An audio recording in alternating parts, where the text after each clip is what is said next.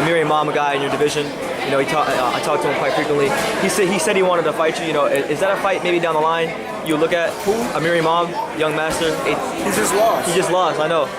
He gotta work his way back up.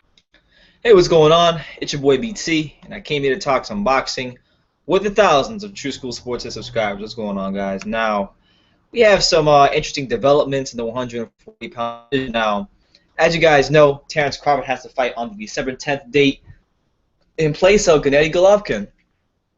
And according to Dan Rafael, you know, it's been reported that he's supposed to fight John Molina Jr. apparently. So make of that fight or that matchup as you will.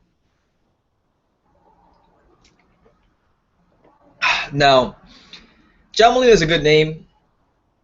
He's coming off a win against Ruslan Provodnikov in a fight that he wasn't expected to win by many people. So you give him credit for getting a good, solid victory. But the fact of the matter is, John Molina Jr., you know, it's the first meaningful fight he's won in a very long time. And people are going to try to justify that. But look, Amir Imam went off on Twitter recently, today actually. And I think his claims and him being pissed off and him not tweeting these tweets at Terence Crawford are justified, because I'll show you in a minute. But let me read to you what he said. He responds to a tweet that Terence Crawford had where he says, "Eddie Hearn, what's up with that WBA belt? Tell Ricky Burns he knows that I need that. Y'all playing just like Troy with that IBF." So he's saying that, you know, the WBA and Ricky Burns need to make the fight like Crawford happen so he can get another belt, and that they're playing with him just like Troy Anofsky, who has an IBF belt. Is. Now here's what Imam saw that tweet, and he says, "Look, man, fight me, boy." And he has a little lollipop emojis because he's calling Terence Crawford a sucker. He says, I'm gonna be a mandatory. You can't run for long, sucker. And I promise I'm gonna knock your ass out."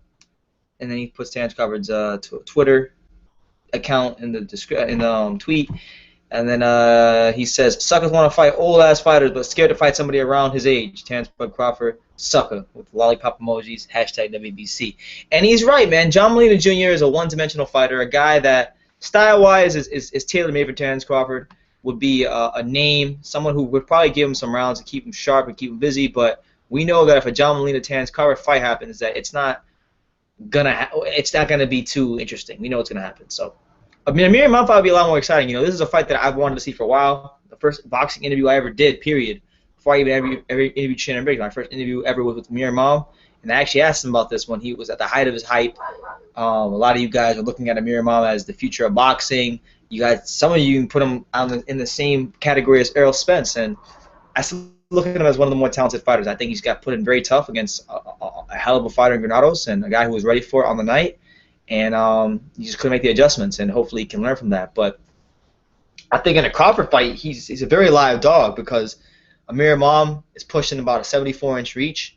Crawford's only has a 70-inch reach, and we know Crawford's not the best inside fighter in the world. So with that being said, it'll be a battle. It'll be a chess match of who can stay on the outside and land the cleaner, more effective shots. And Amir Imam in a fight like that becomes a very, very worthy opponent and a guy who could beat Terence Crawford. And stylistically, I've always thought it was a bad matchup for Crawford. Not bad. I don't want to say bad matchup, but it's a tough matchup for Crawford. And it's also one of the more exciting matchups in boxing to me. You know, I'm a big fan of both fighters. I got both of them on my wall. You know, both big fans of the guys. You know, Amir Imam, he trains right here in South Florida with Shannon Briggs at the Heavyweight Factory. So I talk to him from time to time, and he's always expressed to me, on and off the camera, the desire to fight Terence Crawford. But he knows this boxing game is a business, and he's just waiting his turn. And now look, his claims are very justifiable. Because John Molina is an older fighter. John Molina is not in his prime. Amir Imam is, whether he lost to Granados or not. And not just that. You know, I interviewed Terence Crawford in February. I was at the Terence Crawford Hank Lundy fight, and I went to Mendez Boxing Gym in New York City. And I was with Terence Crawford face to face. We did an interview, and I asked him at the end of our interview. I said, "Would you ever consider fighting Amir Imam?" And he acted like he didn't know who he was. And then he also asked Amir, then he also said he has to fight his way back up the rankings. Now look, I'm not a fan of sanctioning body rankings. I think, you know, boxing rankings are so terrible, so corrupt. But if we're going to go by the rankings and what Crawford said, we're going to have to go by whatever the rankings are showing us. And Amir Imam's only had one fight since the Granados fight. He fought Wilfredo Acuna a bum fighter in a Pittsburgh club, basically a Pittsburgh club show, just to get him a win and look good and get back in the ring and get active. So he got a W under his belt since then, and that pushed him all the way up to #2 in the WBA rankings, as you guys can see right here, which is actually above John Molina. So actually beating Amir Imam by the sanctioning body would be a better win than John Molina just off of the rankings. So yeah, Crawford has a WBC strap, and I think Amir Imam should be able to fight for that, since due to the fact that Granados is busy. If Granados beats Broner, and then Crawford beats Imam, then you could make a big fight between Crawford and Granados, which I think would be great, because just like Amir Imam, Granados is pushing a 74-inch reach advantage, so it's not like Granados wouldn't be in a live dog in that fight either. Amir Imam has some physical advantages that he could definitely exploit in that fight, and I think it's a better fight than people are giving it credit for. And Terence Crawford needs to hold true to his word, because when I interviewed him, as I played to you guys in the beginning of this video, Terence was saying that, well, he needs to fight way back up the rankings. Well, he's right here, back up the rankings at #2. So it only makes sense to him to be a true champion and fight Amir Imam. Because if he doesn't, I'm telling you right now, I'm a huge Terence Crawford fan. I would honestly say, guys, Roman Gonzalez is hands down my favorite fighter in boxing. But I would say that after Roman Gonzalez, my favorite fighter in all of boxing is Terence Crawford. So I'm rooting for the guy, and I want him to do great things and prove that he is one of the best fighters, and maybe even one day become the pound-for-pound king of the sport. I think he's that good. He can do that.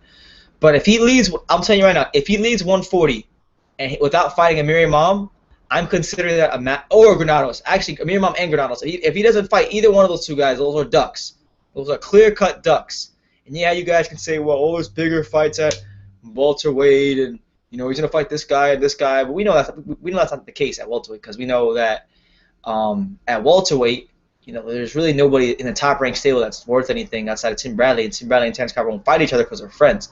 So he's gonna be relegated to fighting bums at welterweight until Al Heyman and Bob Arum can get to a deal, which is a non-purse bid agreement, which I believe this Crawford-Molina fight, from what I saw in the tweet from Dan Rayfield, will be the first fight Al Heyman and Bob Arum have ever made, or have made in a while, that has not gone to a purse bid. So the likelihood of a Crawford versus Thurman or Garcia fight at welterweight doesn't go to a purse bid is impossible. It's not going to happen.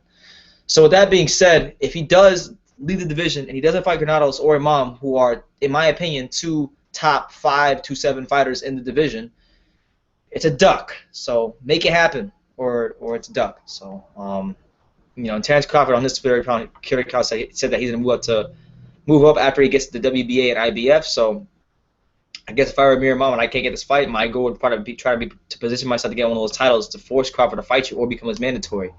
Because it probably is frustrating. I talked to Amir on and off camera about this, and he's frustrated that